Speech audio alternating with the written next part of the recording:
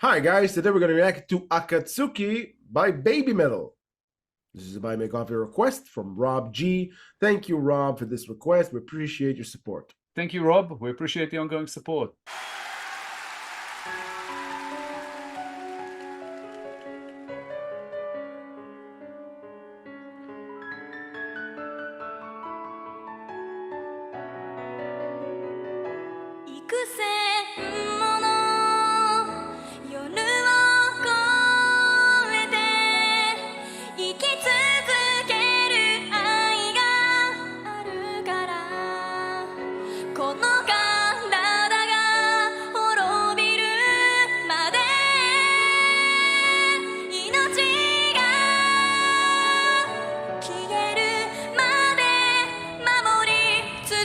This started slow. I thought to myself, oh, a ballad, but I think we're going to see more in it. I've said it in different ways about SuMetal's voice. There's so much power in that voice, you can almost lean on it. It's like a sound that supports the well-being of your mind, hearing her pierce through the speakers. Usually Babymetal have this like extensive intro. This one is like straight to business. So it's pretty obvious that this one might be close to SuMetal's heart, maybe. Maybe she has something to say and she just wants to say it, but there's less show and more intent. Her voice, as always, like you said, pierces right through.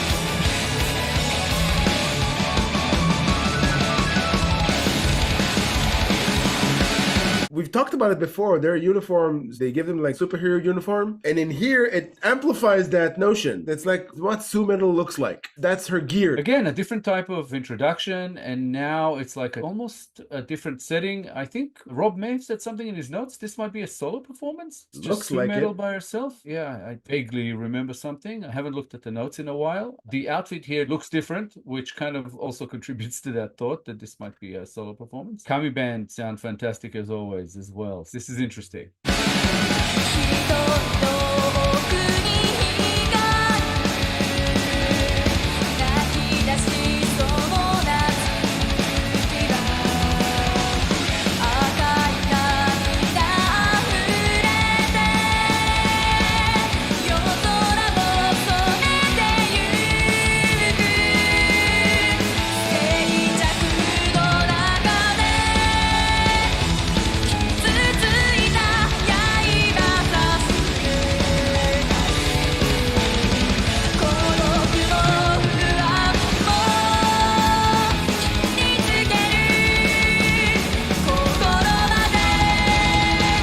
Somehow this song also has that Babymetal signature to it. A lot of it is to do with SuMetal's voice, but there's something about it that you go, if you hear this somewhere else, you still know it's Babymetal. It's just another banger. It's just, as always, a lot of fun just enjoying Kami band playing and enjoying SuMetal's fantastic voice. She could definitely carry it on her own, but I do kind of miss the girls as well. I miss the girls too.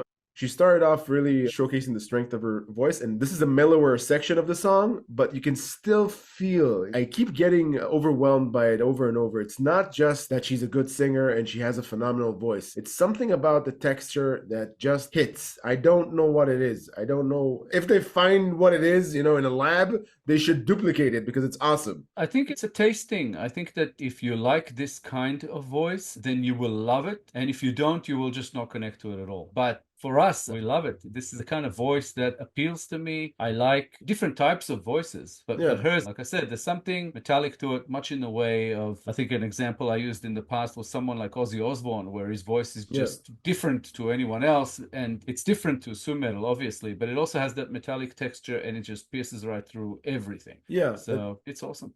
Yeah, it also gives you a mixed experience because being a metal song, even though it's less heavy than what we used to hearing from Babymetal, it's a metal song, and usually a metal song when it's high pace and high energy, you're on the edge of your seat. But with SuMetal's voice, she can make it very soothing when she wants to. That soothing element colliding with the metal element, it gives a very interesting experience. Yeah, I think I even used it as a line in a previous episode that she could sing the phone book, because Babymetal's starting point is SuMetal and her voice, and everything else just adds to the experience. Kami Band, the girls, everything just kind of adds to an already great thing, which is why I think the whole thing comes together so well. And in the end, it's just almost overwhelming as to how good it is once you actually connect. Yeah, I remember saying at one point that the metallic texture in SuMetal's voice is the metal in Babymetal.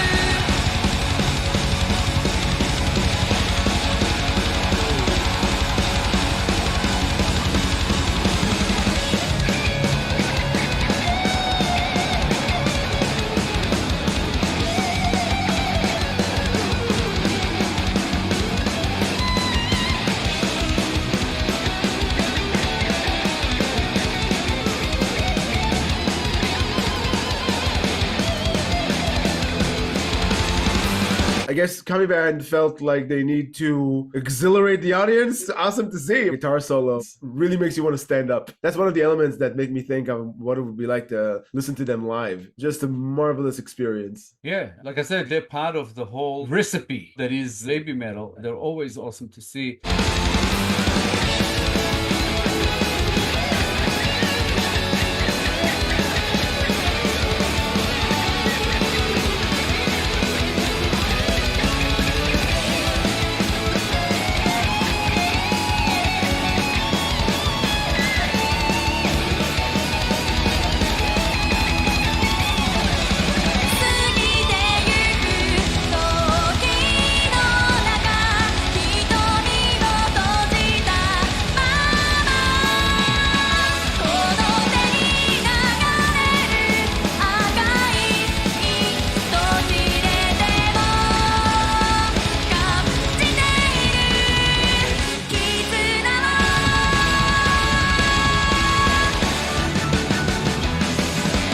It went from a guitar solo into a dueling guitar solos.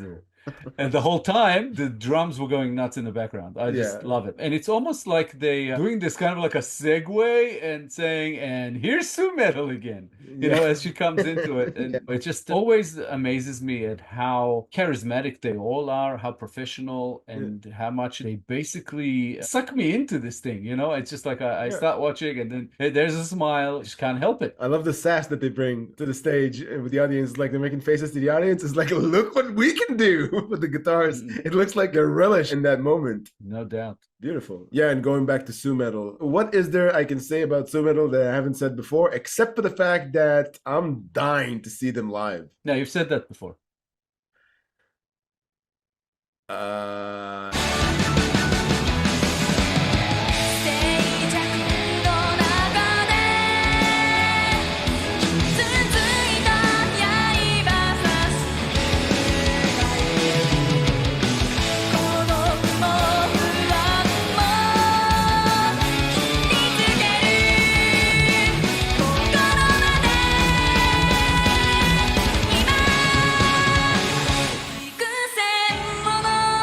We haven't finished the song yet, but we can safely say that this is a SuMetal solo performance. We're not going to see the girls in here. And she carries it on her shoulders very well, I'd say. Without addressing the subject matter, it feels to have melancholic vein wrapped in a high-paced metal sound. Beautiful. Yeah, I think at this point, it's safe to say that this is a SuMetal solo performance, no doubt. And a freaking great one it is.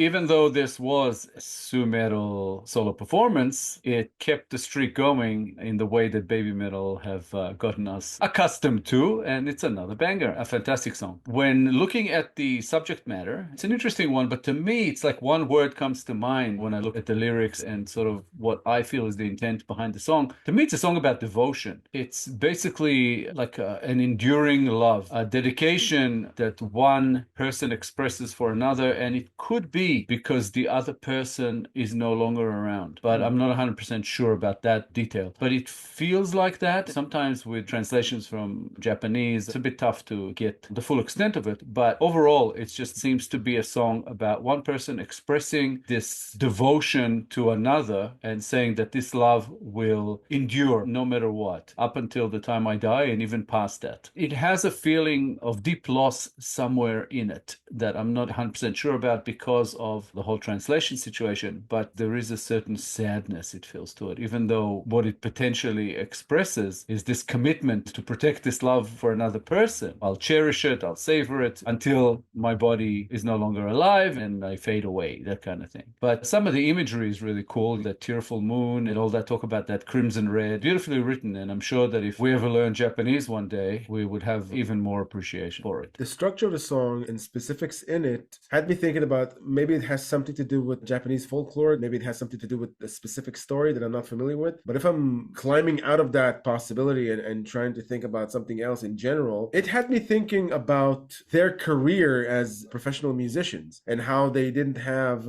you called it devotion, and I think in my mind a term that manifested is never-ending war in their own minds, because they didn't have regular childhoods. None of them, the Babymetal members. They constantly have to show up and do something that not many can do, and have entire careers roll out as a result of that. That's their life. I could be totally wrong, but that's where my mind went. Yeah, it took me probably in a slightly different direction to that, because I was thinking that maybe it has to do with the loss of members over time. They lost one of the three, and also they lost one of Kami Band. I won't go into details of that. And it could be that promise that our love and devotion and our connection will last forever, or at least until we're no longer around. I'm not sure if it is about that or not, but it was nice to kind of think that maybe that's what it means. I'm not sure, but my favorite verse in this thing was shining in the depths of the eyes. The moon is about to cry, red tears overflow and dye the night sky. The imagery that it sends my mind to just feels beautiful. It's sort of in line with some sort of older Japanese poetry, which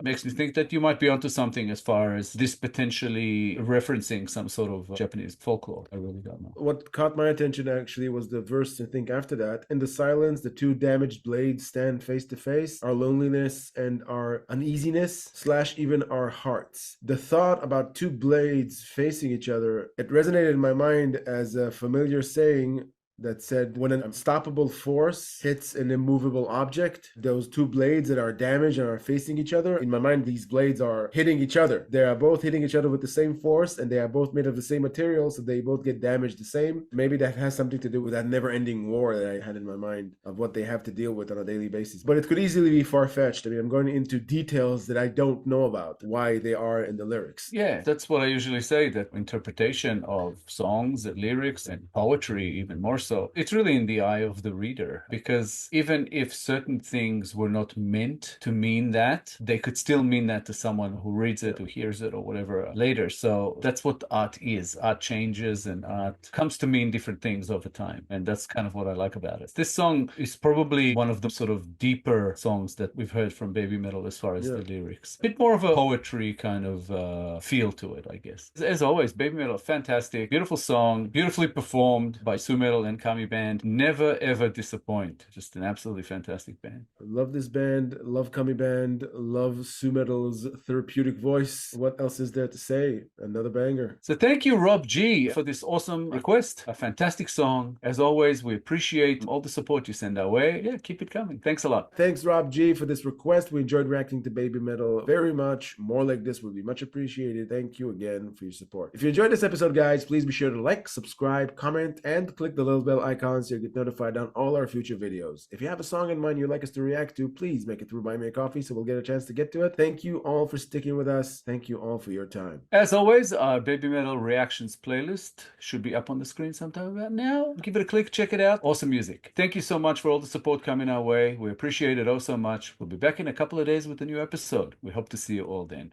Thanks again, guys. Bye for now. Bye, guys.